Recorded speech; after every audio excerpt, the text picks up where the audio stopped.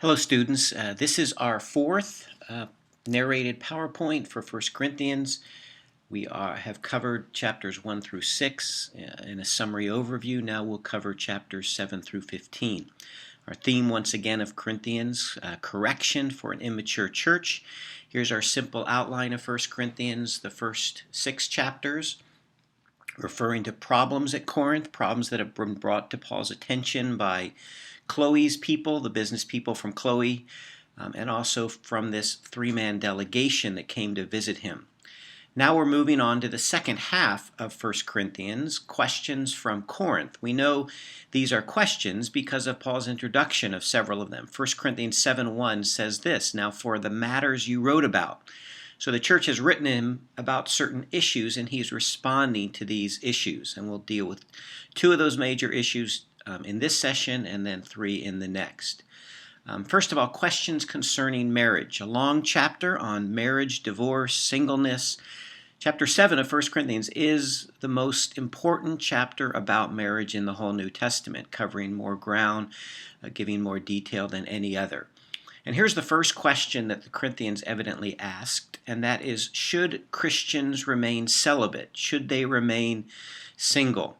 Here's Paul's statement. "Now for the matters you wrote about," and then notice the quotation marks, "it is good for a man not to have sexual relations with a woman." Literally, the Greek says it is good for a man not to touch a woman, but touch a woman is a euphemism for having sexual relations. Evidently, this was a slogan of the Corinthians, that some of the Corinthians were saying it is a higher spiritual state to be single than to be married, that marriage, sexual relations in marriage defiled a person. Here's the cultural and social context. The issue at Corinth was whether celibacy was a higher spiritual state than marriage. And some of the Corinthians were arguing that it was. And they were evidently using the slogan, "It is good to remain celibate. It is good not to touch a woman." That is a more spiritual state. So here's Paul's response to that. Paul's answer to the question is, should Christians remain celibate, is a mixed answer. It's yes and no. Marriage is good, but it is not always the best.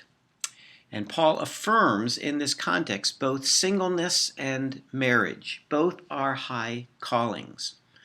Let's start with singleness. Staying single or celibate is desirable. It's good to remain single. Paul says this repeatedly in this passage. It's good for a man not to have sexual relations with a woman. Verse 1, "I wish that all of you were as I am," that is, single. Verse 7, "Now to the unmarried and the widows I say, it is good for them to stay unmarried as I do." Verse 8, "Are you free from such a commitment? Do not look for a wife." So it's obvious that Paul considers this to be the ideal situation, the better situation in some respects, to be single. Here's a good question that we can raise with reference to this issue is should the church today affirm singles and singleness more? It seems in many church contexts today, singles are sort of isolated. Their programs are not developed for singles. They're almost ostracized.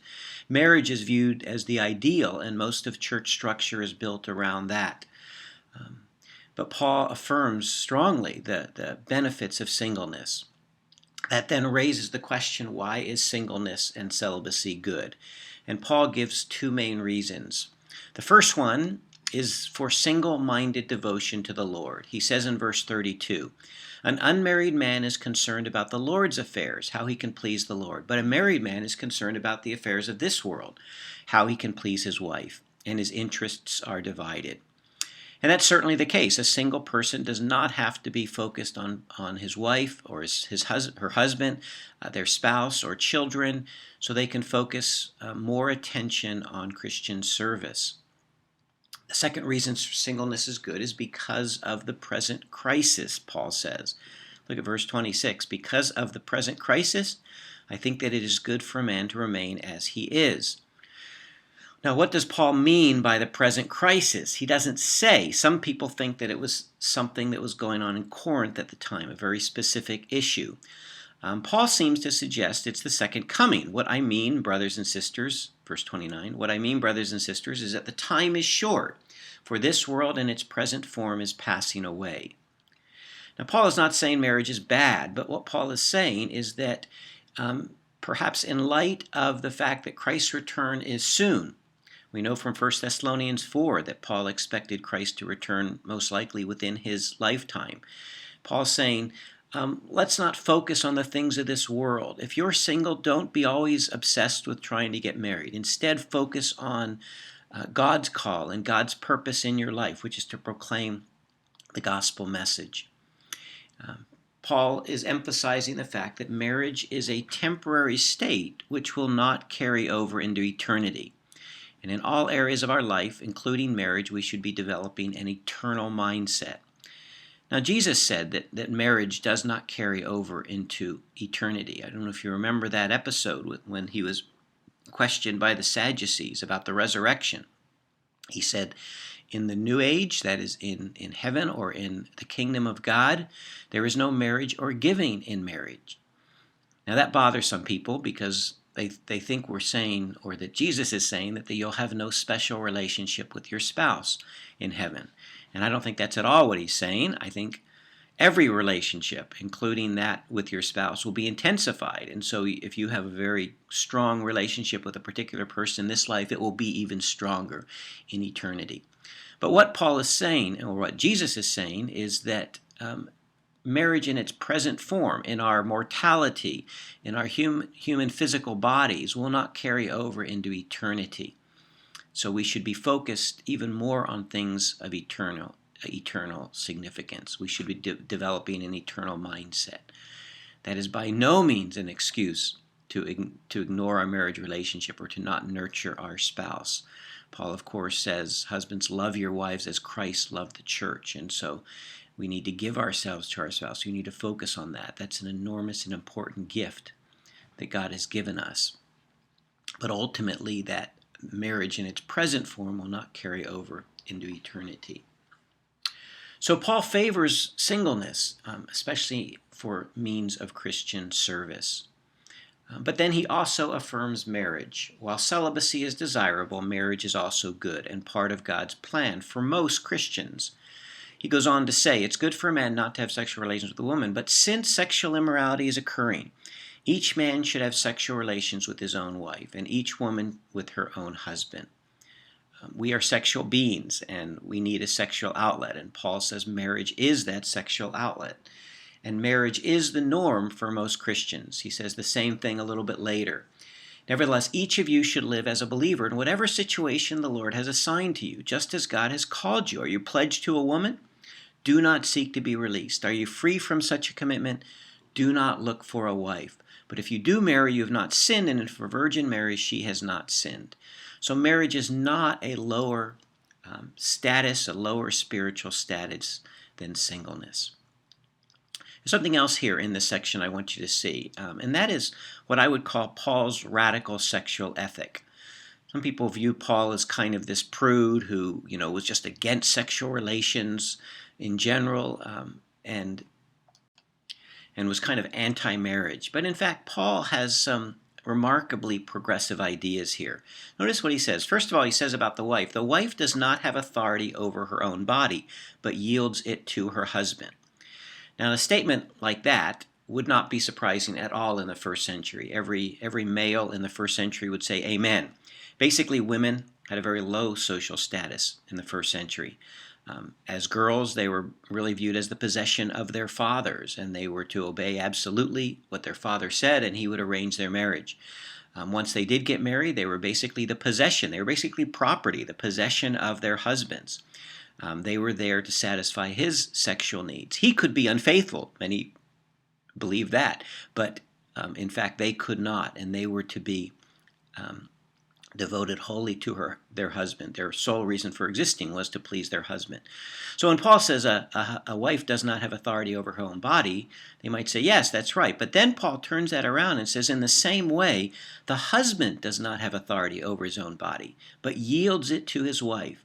Now that is shocking. Basically, Paul is saying that the husband's role is to please his wife. The husband's role is to lift up and encourage and help her. Both partners should be focused on the needs of the other, whether sexual, emotional, or spiritual. An other-centered relationship, Paul says, You need to be about the business of building the other person up, seeking to meet their needs.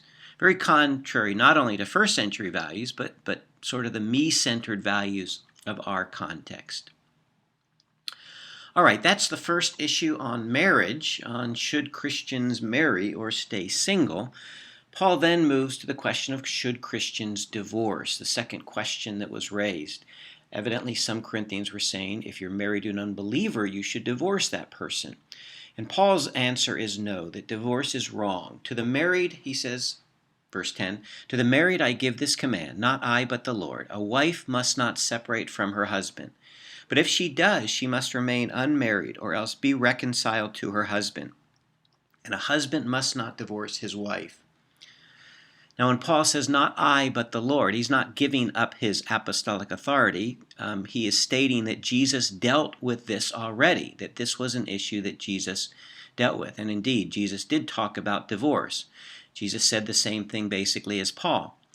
Matthew 5:32, but I tell you that anyone who divorces his wife except for sexual immorality causes her to become an adulteress, and anyone who marries a divorced woman commits adultery. So Jesus also speaks against divorce.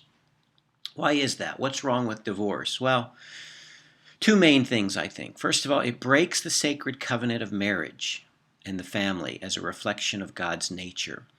In Genesis 2:24, God says, the two shall be one flesh. When the two marry, it's a spiritual union. It's a sacred covenant that God establishes. To break that marriage covenant is to break a covenant between God and us, as well as between the married couple. But there's something else wrong with divorce, and that is that it contradicts the reconciling power of the gospel. The power of the gospel is that it can bring people together. It can bring us together with God. It can reconcile us, bring us back into a right relationship with God. But it also brings us back into a right relationship with others. If we can't resolve our own issues, like in the issue of lawsuits we talked about last time, that contradicts the reconciling power of the gospel. So Paul says, no, divorce is wrong. You should not divorce. But of course, that raises the complex and difficult question. Are there cases where divorce is acceptable? Are there grounds for divorce? Controversial issue today in the church. Here are various views that are held in the church. Some would say there are no biblical grounds for divorce. Divorce is always wrong and remarriage is unacceptable in that context. Some would argue, based on Jesus' words, that adultery is a grounds for divorce, based on Matthew 5, Matthew 19, where Jesus talks about divorce. A third view is that adultery and desertion are grounds for divorce, and desertion based on 1 Corinthians chapter 7 here, verse 15, where Paul says, if an unbelieving spouse leaves, you should let them leave. So are there grounds for divorce? I think we have to look at this passage in its first century context, which is a debate among the Jewish rabbis of Jesus' day. There were basically two views among the Jewish rabbis. The rabbinic school of Shammai, one rabbi Shammai and his followers, had a very strict view of divorce, forbidding divorce for anything except adultery. Another school, however, the school of Hillel, the rabbi Hillel, had a much lighter view. They were very liberal with reference to divorce, of allowing divorce for almost any reason. And so Jesus, the rabbis the Pharisees attempt to draw Jesus into this debate. Here's Matthew 19. Some Pharisees came to him to test him. They asked, is it lawful for a man to divorce his wife for any and every reason? And Jesus responds, haven't you read? He goes back to first principles. Haven't you read that at the beginning the Creator, quote, made them male and female and said, for this reason a man will leave his father and mother and be united to his wife, and the two will become one flesh. So they are no longer two, but one. Therefore, what God has joined together, let no one separate. Jesus' point is divorce is contrary to God's purpose. He quotes from Genesis 1 that God made them male and female, and then said the two shall become one flesh, Genesis 2. So the religious leaders respond, why then, they asked, did Moses command that a man give his wife a certificate of divorce and send her away? And Jesus responds by saying Moses didn't command that, but Moses did permit it. Moses permitted you to divorce your wives because your hearts were hard, but it was not this way from the beginning. Then he says, what the statement that we read before, that anyone who divorces his wife, except for sexual immorality, marries another woman, commits adultery. So Jesus' point is that God allowed divorce because of hard human hearts. Human sinfulness makes divorce sometimes necessary. So though he does not, by no means does Jesus encourage divorce, he says that God did allow it, but he didn't allow it because it was the right thing to do. He allowed it because of our sinful human hearts. So in the end, Jesus rejects the casual attitude of the school of Hillel and points to the seriousness of divorce. Divorce is always tragic, a failure of a sacred covenant and union. Though sometimes necessary, it is always a result of human sinfulness. While God allowed divorce, he never sanctioned it. So Paul and Jesus have essentially the same view here, is that divorce is not God's intention or purpose for marriage, though it sometimes does happen. In concluding this section, I'd like to point to what I would consider to be several false extremes concerning divorce. Now, this is not drawn directly from the passage, but this is my perspective based on the broader teaching of Scripture. Two on both sides. Two from those who take too light a view on divorce, and then those who perhaps take too heavy a view on divorce. One on the side of those who take too light a view is some people are looking for no fault or innocent divorce. In other words, they're looking for grounds for divorce, and their perspective is basically, if I can find grounds for divorce, I'm innocent and free to remarry. The problem with that, I think, is it has the wrong perspective. It's looking for grounds as though anyone is an innocent party in relationships. I have a wonderful marriage, but I know that I sin regularly in that marriage. I'm cross to my wife. I'm negative in various ways. I sin by simply not being the person that God has called me to be.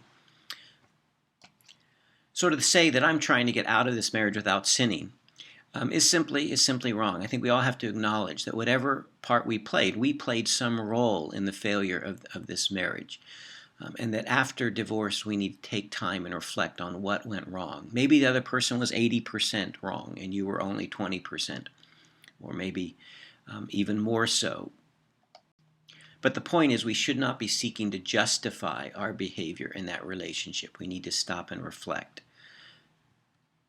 The second false extreme concerning divorce is what I would consider too quick restoration to leadership after divorce. Dynamic or effective Christian leaders are sometimes considered too valuable to step down from ministry. And so a Christian leader will get divorced and they are just considered so gifted they are quickly restored to leadership position. Sometimes in this context I've heard people say, well, if God can forgive, why can't you? And it's certainly true that God forgives us immediately when we ask, but forgiveness doesn't necessarily qualify you for Christian leadership. Christian leadership has to be earned over time and with signs of maturity. So I think when someone gets divorced and they are a Christian leader, they need to step back and reflect on what has happened, take some time, and then gradually be restored to leadership. The opposite extreme of these, false extreme with reference to divorce, is what you might call mortal sin divorce, where there is little or no forgiveness available for those divorced without proper grounds. If you have grounds, you're fine, but if you don't have grounds, you're ostracized, you're isolated. You're always viewed as a second-class citizen. Now, this may be less true in the church today, but it's certainly been true throughout the history of the church, is that Christians have been ostracized for divorce. The other related opposite extreme is complete disqualification divorce. Some people consider if you're divorced that remarriage is never an option, that once you have been divorced should no longer ever get married as a Christian, and that Paul is here forbidding remarriage completely. Or related to that, permanent disqualification from leadership. You can never be restored to Christian leadership. Sometimes we'll allow a murderer to come back and become a leader in the church, but someone who's divorced we would not allow. But it seems that's overreaction. Over time, God can heal any sin, God can restore us completely, and God can use our brokenness to help others along the way. All right, there's a third there's a third issue related to marriage, and that is, what about marriage to an unbeliever? Paul talks about this one and gives an answer. Some of the Corinthians were saying you should divorce your unbelieving spouse. Paul says it this way: "To the rest I say this, I not the Lord. If any brother has a wife who is not a believer and she is willing to live with him, he must not divorce her. And if a woman has a husband who is not a believer," and he says the same thing, she must not divorce him. Now notice, first of all, he says, "I, not the Lord." Again, Paul is not giving up his apostolic authority, but he's saying this is an issue that Jesus did not address. So as an authoritative apostle, I will address it. Now, some of the Corinthians were evidently saying that you should divorce your unbelieving spouse because that unbelieving spouse defiles you. But Paul says, no, stay with that person. And then he gives the reason in verse 14. That reason is, for the unbelieving husband has been sanctified through his wife, and the unbelieving wife has been sanctified through her believing husband. Otherwise your children would be unclean, but as it is, they are holy. Now this has raised lots of questions. What does it mean that the unbelieving husband has been sanctified? What does sanctified mean in this context? As I just mentioned, some Corinthians were calling for withdrawal and asceticism. They were saying that unbelievers defile believers. But Paul responds that the opposite, the reverse, is true. The church sanctifies the world. We are salt and light in the world around us. We bring a sanctifying influence to the world. Whereas in the Old Testament, in the Old Covenant, remember, Israel was meant to withdraw, to be away, to be separate from the nations. But we are in the world, just not of the world. So we bring transformation. We are salt, Jesus says. We are light. See how Paul says it in verse 16? How do you know, wife, whether you will save your husband? Or how do you know, husband, whether you will save your wife? You have brought a sanctifying influence to that family, and so you should stay in that family. So here are Paul's overall principles to govern both marriage and divorce. Be content in the state you are in, an overall principle, I should say. He says this again and again. God can use you. If you're single, God can use you in wonderful ways. If you're married, God can use you in wonderful ways. Verse 17, each of you should live as a believer in whatever situation the Lord has assigned to you. Verse 20, each of you should remain in the situation you were in when God called you. Verse 26, because of the present crisis, I think it is good to remain as a man, to remain as he is. Verse 27, are you pledged to a woman? Do not seek to be released. Are you free from such a commitment? Do not look for a wife. So contentment in the situation we're in, seeking to serve God in the context in which we live. All right, that's the first issue, this long chapter, in chapter 7, on marriage, on divorce, on singleness, etc. Let's turn to the next question that came from Corinth, and that's a question related to food sacrificed to idols. Not an issue we deal directly with, for the most part, in our cultural context, but one that was of pressing concern for the first century church. The question is, should Christians eat food sacrificed to idols? Almost all the food of the ancient world would have been, or in the Greco-Roman world, would have been sacrificed in some sense to an idol. A person would bring a sacrifice to a temple, for example, maybe a sheep or a goat or a pig to a temple, and that animal would be offered to a god. Then the person would take a portion of it, the priest would take another portion of it, and then they'd take the rest and sell it in the marketplace. This is how they would support ancient temples. And so most of the food in the marketplace was actually sacrificed to idols. Should you eat that food if it's been sacrificed to idols? That's the pressing question for the Corinthians. Paul's answer to that is, you have freedom in Christ to eat, but don't cause your brother or sister to fall. Verse 13, therefore, if what I eat causes my brother or sister to fall into sin, I will never eat meat again, so that I will not cause them to fall. Look at Paul's reasoning. He says, we know that idols are not true gods.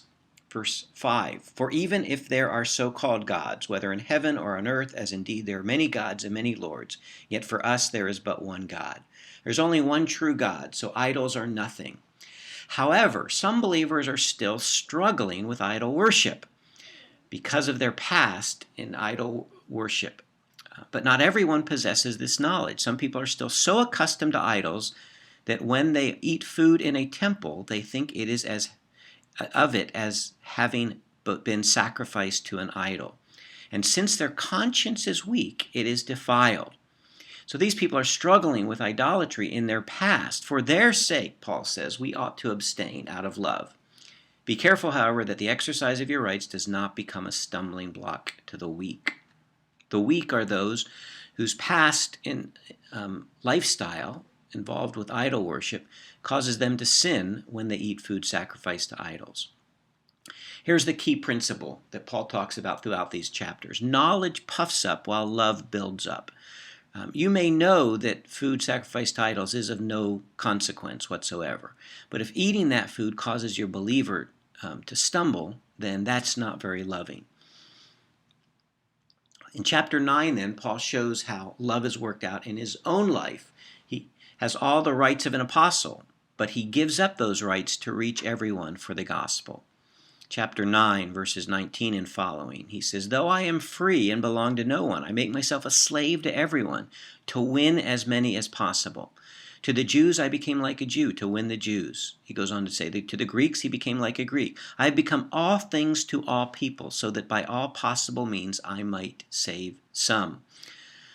So Paul says, I'm willing to give up anything for the gospel in order to advance the good news. In chapter 10, then, now Paul comes back to the issue. So chapter 9, he's dealing with food sacrificed to idols. Chapter 8, he's dealing with food sacrificed to idols. Chapter 9, he's talking about his own example of being willing to sacrifice the gospel. In chapter 10, he clarifies the discussion by distinguishing between non-moral issues of Christian freedom and true idolatry. So he talks now about specific instances of food sacrificed to idols, and it takes a careful reading of chapter 10 to see this, but there are three basic contexts that are talked about. The first one is marketplace idol meat. If you go into a marketplace, most of the meat would have been offered to an idol.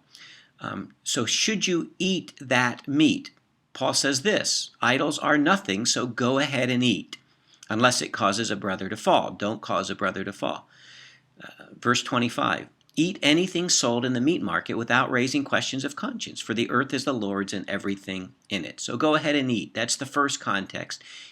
If you go to the supermarket, for example, and there's idol meat there, that's the point. But there's a second context, and Paul says you should avoid eating it in that context, and that is meat eaten in a pagan temple. Now, what we have to realize is that ancient temples were the Chuck E. Cheeses of the ancient world, or maybe a more adult example would be a Dave and Buster's of the ancient world. They were a sports bar. They were a place where you would go to have a party. And so someone would invite you for their birthday, and so you'd go to a pagan temple for their birthday. Paul says, do not eat idol meat in that context. Because that is worshiping the idol, essentially. It's participating with others in the worship of this false god. Here's Paul in verse 14 and following. Therefore, my dear friends, flee from idolatry.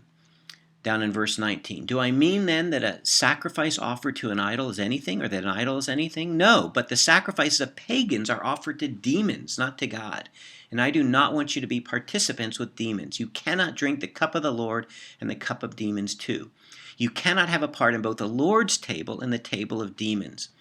So Paul says, whereas marketplace meat is no problem. That meat, there is no idol, so you're just eating that meat. If you go into a pagan temple, you are participating in pagan worship. So avoid idol meat in that context.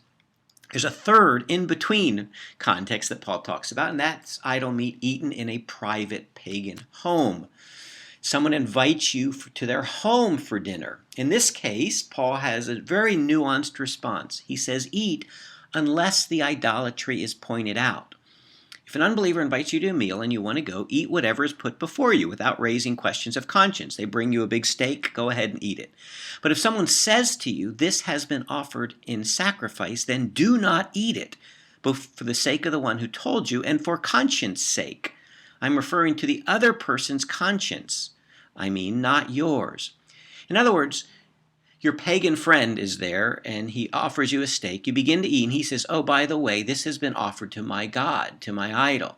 And basically he's saying, if you eat this, you are worshiping my God. And at that point, Paul says, for the sake of the other person's conscience, to show that this is wrong, that you believe you don't worship this false god, you need not to eat. So Paul nuances in that context. Now, this whole discussion becomes very helpful for us today, even though we don't have this issue, for the most part, we don't have this issue of food sacrificed to idols. It helps us in areas that we could call gray areas.